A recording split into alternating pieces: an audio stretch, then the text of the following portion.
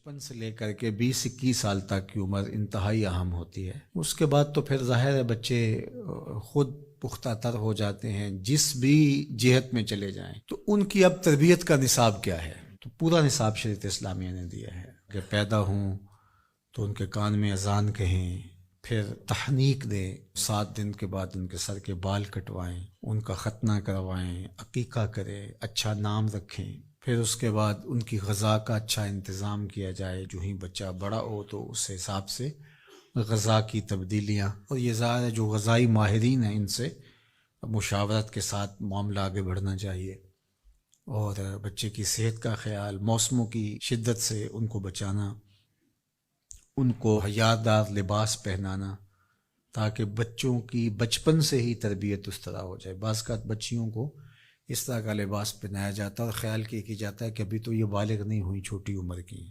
تو چھوٹی عمر سے ہی ان کو جو ہے وہ یہ چیزیں سکھلائی جائیں تاکہ وہ ان کی طبع کے اندر وہ چیز راسخ ہو جائے۔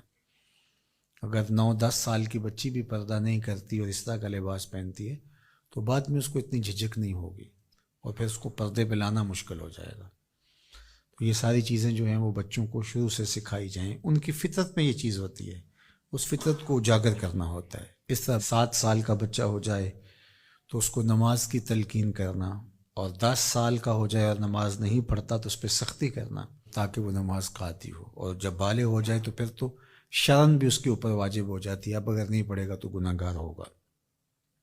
اس طرح عقائد اسلامیہ ہیں اس کے اندر راسخ کرنا تاکہ بچپن کے اندر ہی وہ چیزیں اس کے اندر اترنی شروع ہو جائیں۔ اس حوالے سے حضرت لقمان حکیم کا اپنے بیٹوں کے ساتھ جو مکالمہ ہے قرآن نے بیان فرمایا ہے۔ وَإِذْ قَالَ لقمان، جب حضرت لقمان علیہ السلام نے کہا لابنہ ہی، اپنے بیٹے سے، وَهُوَ يَعِظُهُ، وہ ان سے گفتگو کر رہے تھے، ان کو نصیحت کر رہے تھے، ان کو واعظ فرما رہے تھے، یا بنیہ، اے میرے بیٹے، لا تشرک باللہ، اللہ کے ساتھ کسی کو شریک نہ ٹھہرانا۔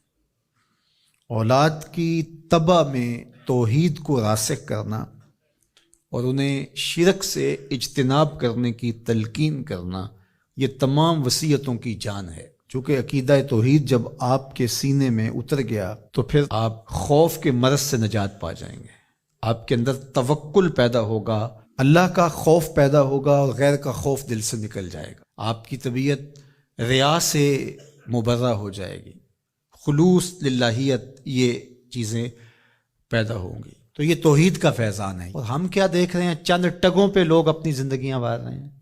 یہ جو ہاہاکار مچی ہوئی ہے، وہ لوٹ گیا، وہ کھا گیا، یہ کر گیا، وہ یہ کر گیا، آپ اگر دیکھیں اطراف میں پھیلا ہو، یہ معاشرہ انسانی معاشرہ ہے؟ یہ تو حیوانی معاشرہ لگ رہا ہے۔ یہ سارے لوگ ماں باپ کی گود سے تربیت لے کے گزرے ہوئے لوگ ہیں۔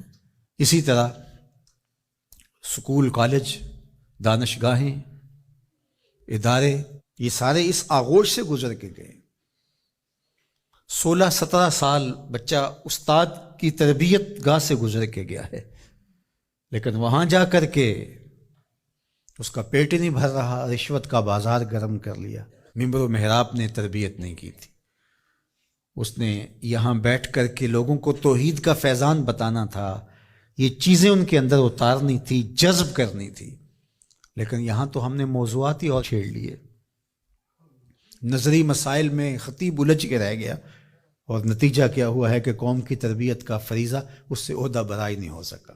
اور آج ہمارے دفاتر کے اندر رشوت کا بازار گرم ہے، تھانے کچہریاں مچھلی منڈیاں بنی ہوئی ہیں، آیان سلطنت سے لے کر کے درجہ چہارم کے ملازم تک آپ دیکھ لیجئے گا، لوٹ مار کا بازار گرم ہے۔ یہ پورا معاشرہ وحشیوں کا معاشرہ ہے، گدوں کی طرح ایک دوسرے کو نوچ رہے ہیں۔ تو یہ جرم تو میرا ہے نا، میں باپ ہوں، میں نے تربیت نہیں کی۔ اگر میں نے تربیت کی ہوتی، میرا بیٹا جس منصب پہ بھی ہوتا، ملک سے بھی وفا کرتا، اسلام سے بھی وفا کرتا، انسانیت سے بھی وفا کرتا، لیکن اگر میرا بیٹا منصب پہ پہنچ کے وفا نہیں کر رہا تو میری تربیت میں نقص تھا۔ مختلف اساتذہ سے 15-16 سال وہ پڑھ کر کے گیا ہے، ماں باپ کے پاس رہا، اس معاشرے کی آغوش میں پلا پڑا، تو پھر اس کا مطلب کیا؟ پورا معاشرہ کرپٹ ہے نا، یہ معاشرے کا نقشہ ہے۔ اگر ہم نے تربیت کی ہوئی ہوتی تو یہ نتیجہ کبھی نہ ہوتا۔ تربیت کا عمل مفقود ہو گیا ہے، دانشگاہوں سے لے کر کے ممبر و محراب تک آغوش مادر سے لے کر کے معاشرے کی پھیلی ہوئی وسیع آغوش تک سارا نظام ہے جس کا چہرہ، جس کے خد و خال اب ہمارے سامنے آ گئے ہیں، اور آنے والا دور کتنا بھیانک ہوگا ذرا تصور کیجئے۔ تو آج میں اور آپ جہاں کھڑے ہیں، اگر ہم نے اپنی نسلوں کو نہیں سنبھالا ہے اور ان کے اندر اسلامی عقائد اتارے نہیں ہیں، راسخ نہیں کیے ہیں، تو جس سمت ہم بڑھ گئے، آنے والا دور بھیانک ہوگا۔